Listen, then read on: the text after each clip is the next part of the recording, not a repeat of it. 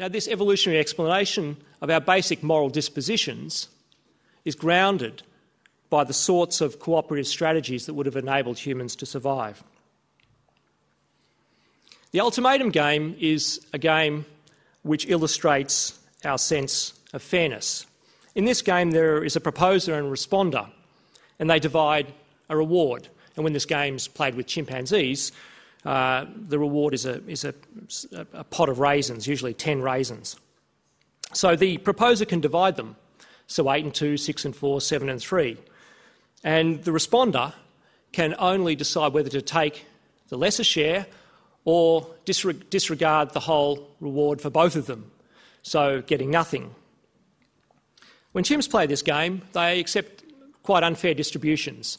So the responder will accept only 2 raisins when the proposer gets 8. When humans do this game, they tend to focus on a much more even distribution. So humans will disregard anything around 5 and 5 or 6 and 4. So they tend to punish unfairness much more severely than chimpanzees. They have a much stronger sense of fairness. What's very interesting is when you do this with identical twins who have been reared apart, and when they play this game separately, the distribution that they will accept is much more like what the other twin will accept than fraternal or non-related individuals. So, for example, if one identical twin will accept 4 raisins or 4 reward tokens, another identical twin is much more likely to accept 4 than the average. What this indicates is something like more than 40% of our sense of fairness. What you will think is fair and what I think is fair is genetically determined. Which means that, in the future, once we understand that genetic basis, it's capable of some biological intervention or some biological manipulation. So, enhancement. Hawking says we should make ourselves wiser and less aggressive. We can certainly make ourselves smarter.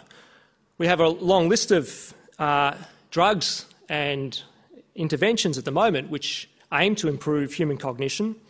Modafinil, a drug which the American military uses to maintain wakefulness, also improves working memory. It's taken by 20% of academics and many American colleges students to improve alertness, executive function and working memory. The drugs which will improve memory for Alzheimer's disease will improve working memory. But further into the future, there's no reason to believe that we won't be able to affect more fundamental processes involving memory. For example, mice have been created, the so-called Doogie mice, which have significantly better memory than normal mice.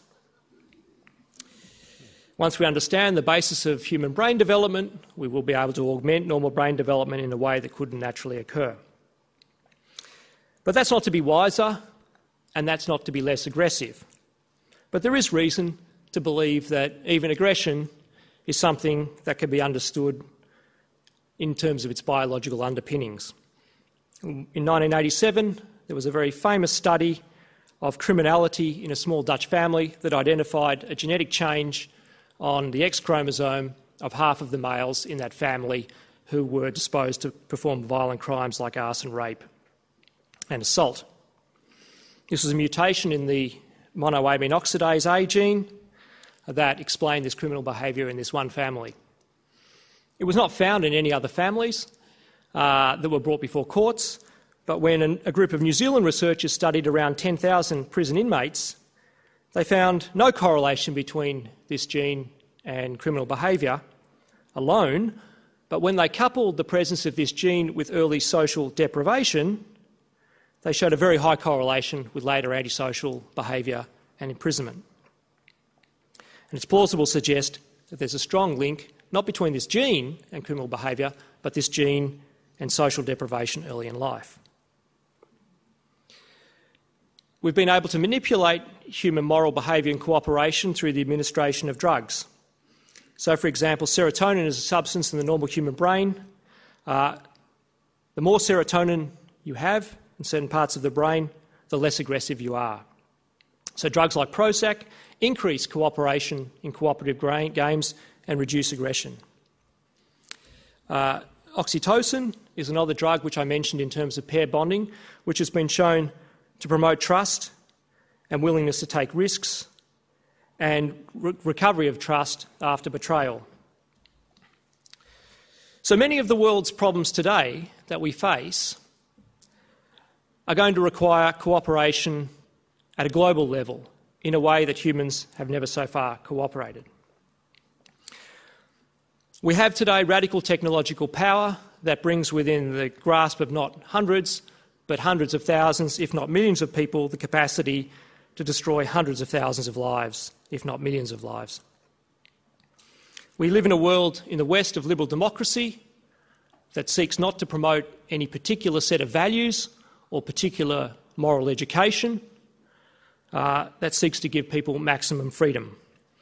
And we have a human nature that is severely limited in terms of its origins and in terms of its capacity to respond to these new challenges. We need science to understand our moral limitations and the ways to overcome these. And we need ethics to decide how we should reshape our nature. I said we're about to enter a Bermuda Triangle with liberal democracy in the position of Miami, radical technological advance in the position of Bermuda, and human nature and its limitations in the position of Puerto Rico. We can avoid entering this triangle by reducing one of our commitments to these points. We could attempt to restrain technological advance, which seems highly unlikely. We could reduce our commitment to liberalism. We will, I believe, need to relax our commitment to maximum protection of privacy. We're already seeing an increase in the surveillance of individuals, and that surveillance will be necessary if we're to avert the threats that those with antisocial personality disorder, psychopathic personality disorder, fanaticism represent through their access to radically enhanced technology. I believe that we should be promoting certain sets of values and engaging in moral education, for example, about the limitations of moral behaviour, the falsity of the acts omission doctrine, the importance of benefiting others, and so on. We will need to reduce our consumerism if we're to survive this century and accept a lower standard of living. We'll need to accept an ethics of restraint, and we'll need to adopt long-term strategies that go beyond a typical electoral term of 3 to 5 years. All of these will require moving away from at least the very adherent, the very extreme adherence to liberalism that we've so far enjoyed.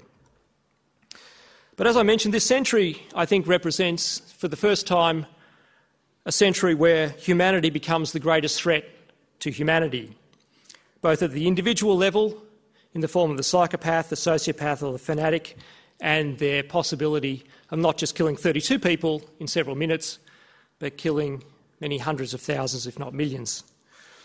We also represent a general threat to ourselves. We have a set of dispositions that make us very ill-disposed to give up our standard of living, to collectively cooperate to solve the world's global problems. And the answer may lie not only in terms of our political institutions and the degree to which we curb our commitment to liberalism, but also inside ourselves. I think that the genetic and neuroscientific revolution that we're a part of today represents a second great human enlightenment. In this case, an enlightenment of the human condition, an understanding of our nature as animals, of our dispositions to act, why some people will kill, why some people will give. I think it's time that we acknowledged our human imperfection, identified our moral limitations, and employed strategies to correct these. The title of this talk was, I think, something like Unfit for the Future, Genetically Enhance Humanity or Face Extinction. That was a little bit of an exaggeration. We should adopt whatever strategies are most effective at protecting our future. And moral education, the inculcation of various values and ways of living are no doubt an important part of this. But it may be that as science progresses, we have at our fingertips the ability to change our nature. We already have the ability to select against the monoamine oxidase A gene through genetic selection of embryos, and that power may increase. It's up to us to make a decision whether we use that power, but it may be, as Stephen Hawking said, that our chances of surviving are dependent on how much we can change the nature that's essentially stuck in a world 100,000 years ago. Thank you.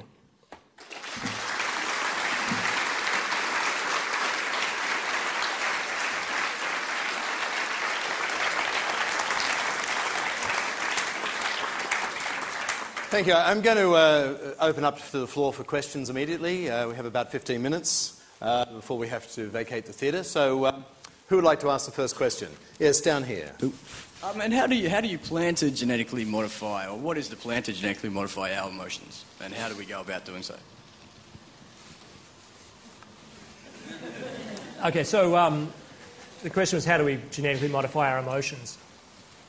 Well, the first way you can change the genetics of human beings is just by selecting between different natures. So once we understand the biological basis of, for example, psychopathy, or the contribution of it, it's not to say that biology causes psychopathy, but if you identify individuals at risk of developing a psychopathic personality, you'll be able to select embryos that don't have that disposition. So as I mentioned, we could already do that with the gene that was involved in that Dutch family. So one way of modifying the emotions of future generations, or modifying the moral behaviour, is to select out those characteristics that represent a threat to the survival of humanity. More further down the track, you may be able to genetically alter those embryos, or to provide drugs that change people's behaviour. So we already do this today in the United States, where paedophiles are offered an alternative to imprisonment. They can have hormonal castration with estrogen to reduce their sex drive. So how do you change human behaviour? Well, one way is to change biology, and the hormonal castration of paedophiles is just a very crude example of how we may be able to influence behaviour, not through threat of punishment, not through necessarily direct voluntary choice, but through the use of our understanding of biology. You referred a lot to the we who would do the changing, and given that we don't live in a Platonic state with the rule of the philosophers, and what we know about those who are in decision-making positions, how do you propose that the we who makes decisions about the moral direction of humanity makes those decisions according to criteria that you might want to embrace? Yeah, I don't know the answer to that question, and I'm quite pessimistic about it, because many of these problems are long-term problems that will affect generations way beyond the normal term of government. So governments clearly have an interest in reducing risk of terrorism, because if a terrorist event occurs during their term, that's likely to badly reflect on them. They don't have as strong a commitment to ensuring the survival of humanity further down the track, or the solving of a climate crisis. So the ability to respond to these problems, given our current system of government, is limited. And I guess the only way forward is for people to understand, and for us to try to educate people about the importance of these, and to move to a more responsible form of government. But I don't know the answer to how we will do it. We don't have a world government that could implement the sorts of policies that are necessary to coordinate human beings, given their extremely limited nature. So that's one of the biggest challenges we face this century. It's a political challenge. Yes, over here. Thank you for your talk. It's very erudite. A quick question in regard to gender selection that is currently prohibited in Australia. If we can't take a relatively simple approach in regard to a moral approach in this particular area, how do we then expand to something that is far more difficult to judge, that is human feelings and further morals? Well, I think that the people are not really concerned about... I mean, I agree with you. I don't think there are any good reasons to prevent gender selection in Australia, and I've written articles defending that. The reason why it's not a great public issue is because not very much hangs on it. A few people have their preferences frustrated.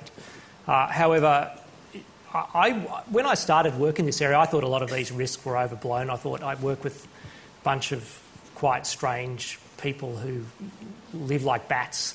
They work all night and they work on these, and I thought it was all quite crazy. But the more I've looked into it, the more frightened I've become, and I think it is one of the biggest ethical challenges that we face. And I think that once people realise the stakes, so it will take a significant terrorist event or a significant global crisis before we realise that actually science won't necessarily deliver solutions to all of these problems.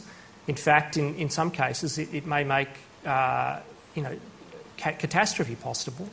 And at that point, the stakes will be much higher than they are in gender selection. So, my prediction is that we won't take seriously the gravity of this problem until it becomes apparent. In the case of global warming, that will be probably too late to make a significant change to it. But in the cases of significant mass destruction, it may be that we have a sort of significant warning that makes us... And we've already seen that with increased surveillance. I'm an educator in creativity, and I've seen the effect that Prozac, which you mentioned earlier, has on creativity among my students. I'd say about probably 15% of them suffer from depression. So the question I've got there is, what about the side effects? I mean, it's all very well to make man or woman better. I guess nature makes us just good enough. But I was reminded in your commentary about Aldous Huxley's book, Brave New World.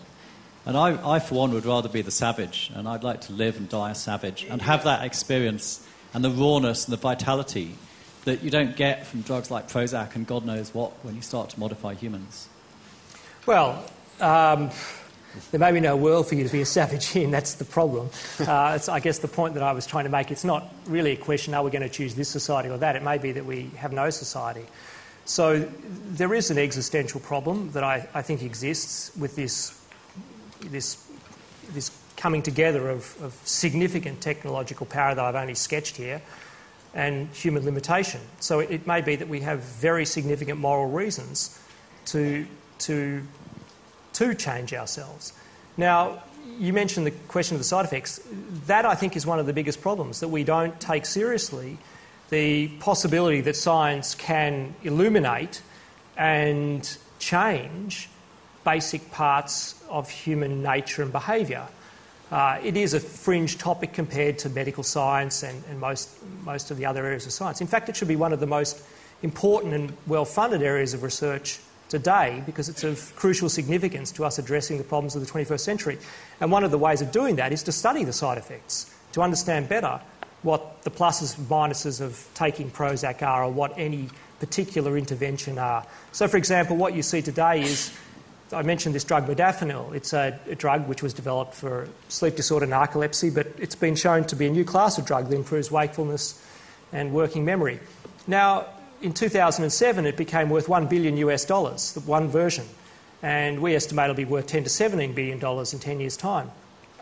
Huge numbers of people take it, off-label. We don't know what the effects of taking modafinil are in a long-term way in a normal population because scientific studies are only done for narcolepsy.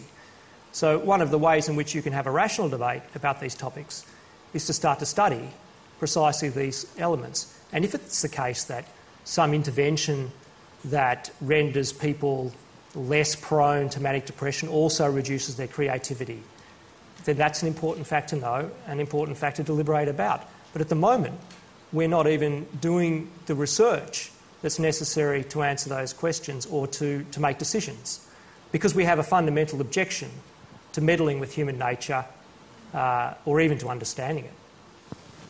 Professor, could you see a problem in applying, say, embryo selection in a liberal society? You might be breeding a group of... the people who are likely to access that technology to make their offspring less violent might be breeding a race of even nicer guys who'll finish even further last. Could you? It seems to me the problem might be the people who are against a liberal society. Could you justify perhaps using technology against them? Perhaps putting Prozac in the water of a war zone, because that might be more targeting the real problem where it lies. Otherwise, the only people who will access it are the people who are likely to have those values in the first place. Yeah, look, I mean, in general, I think we should start from the liberal presumption of protecting liberty. So people should be free to use these technologies in ways that they see that benefit them or that enable them to have children with better prospects or better lives. But the public interest exception to that, I think, will kick in more this century.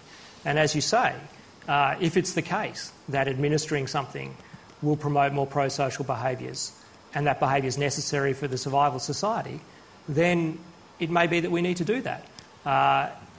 I'm not saying that we should be doing. We should be looking at the pluses and minuses. But what we should be looking at is the pluses and minuses, doing the research, rather than saying that, humans are either made in the image of God or all equal or all capable of rehabilitation or all essentially good. It may be that we need to adopt strategies that target our biology, and those may need to be done for the whole population.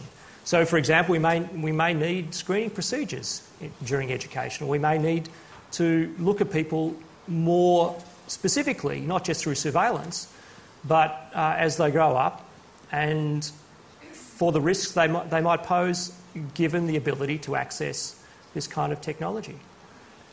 Is the temptation for the vast majority to genetically modify themselves to increase their IQ irresistible?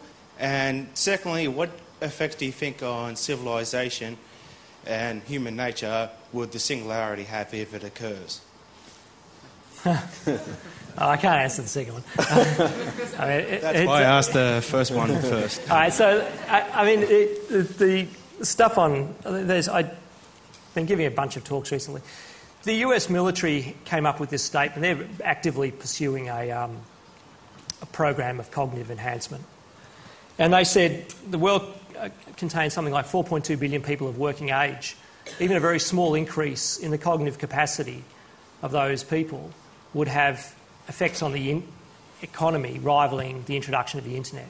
So what you saw in the last 20 years or so through the internet and computing revolution is an external form of cognitive enhancement. I think you will see ways of improving human cognition this century, and they will have profound benefits, especially at the low end. So IQ below 70 is classified as an intellectual disability, but it takes an IQ of 90 to complete a tax return. So about 20% of normal Americans lack the ability to complete a tax return. You actually need an IQ of 93, which is almost the average, to be enabled to be a foot soldier in the US military, because the US military recognises with an IQ of less than 93 you're not sufficiently trainable. So what you will see, I think, is a much broadening of the classification of what counts as a disease. So these people will come to be seen as entitled to interventions in much the same way as we currently think that people with intellectual disability are entitled to medical services and treatments. So I think that it will be irresistible in a personal sense, that it will confer significant benefits, but it will be also mandated or widely employed once the interventions become safe and effective. That's my prediction, but it remains to be seen whether we embrace this kind of change of normal functioning. But it seems reasonably clear that a number of people today are effectively unfit or effectively disabled in virtue of their normal state. So to take an easier example than lower IQ, which many people find controversial, one thing that everyone agrees on is that poor self-control, poor impulse control, is inversely correlated with socioeconomic success and ability to stay outside of prison. So very low levels of self-control are a very disabling society. This guy, Walter Mischel, did a famous set of impulse control experiments with 3-year-old children. He placed a marshmallow in front of them, said, "Don't eat the marshmallow. When I come back, I'll give you 2. Some of them ate the marshmallow, some of them didn't.